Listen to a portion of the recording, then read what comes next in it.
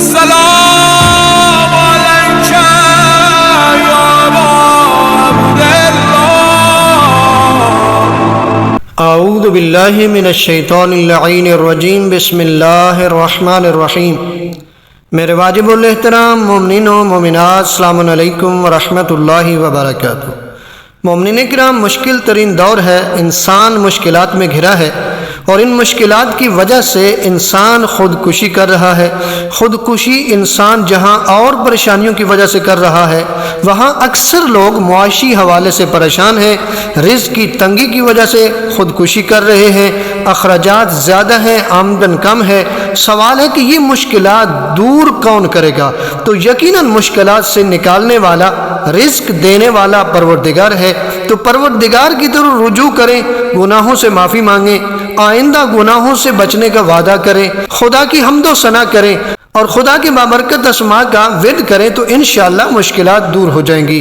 علماء فرماتے ہیں جو شخص معاش کی تنگی یا کسی اور دکھ اور رنج میں مبتلا ہو، وہ یا شکوروں کو 41 مرتبہ یعنی 41 ٹائم روزانہ پڑھے تو پروردگار اس کی مشکلات حل فرما دے گا. کتنا آسان وظیفہ ہے کہ ہر روز یا شکوروں کو 41 مرتبہ پڑھا کریں، اس کا ورد کیا کریں تو آپ کے رزق میں اضافہ ہوگا، آپ کی مشکلات دور ہو جائیں گی.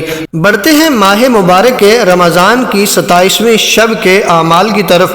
ماہ مبارک رمضان کی 27ویں شب کے اعمال میں اگر آپ دیکھیں تو سب سے پہلا جو عمل ہے وہ ہے غسل.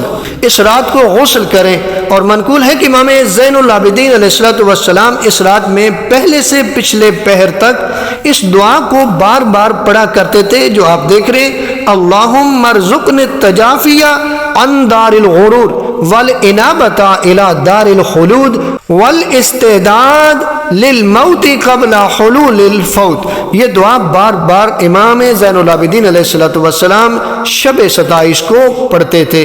اس کے علاوہ شب 27 میں آپ جتنے اعمال کر سکیں، جتنی دعائیں پڑھ سکیں، جتنا قرآن پڑھ سکیں، جتنی قضا نمازیں پڑھ سکیں آپ پڑھ سکتے ہیں. اور 27ویں شب کی نماز جو مولا متقیان علی ابن ابی طالب علیہ السلام نے بیان فرمائی ہے، مولا امیر فرماتے ہیں کہ اس رات کی نماز 4 رکعت نماز ہے جو 2 کر کے پڑھیں گے. طریقہ کچھ اس طرح سے ہے کہ ہر رکعت میں سورہ حمد کے بعد سورہ ملک پڑھیں. اگر سورہ ملک نہ پڑھ سکیں تو 25 مرتبہ سورہ توحید پڑھیں.